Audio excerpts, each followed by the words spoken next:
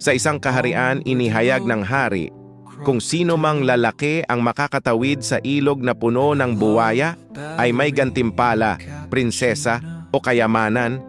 Nagkatinginan ang lahat, tahimik, walang gustong sumubok, lahat takot sa mga buwaya. Biglang splash, isang lalaki ang tumalon sa ilog.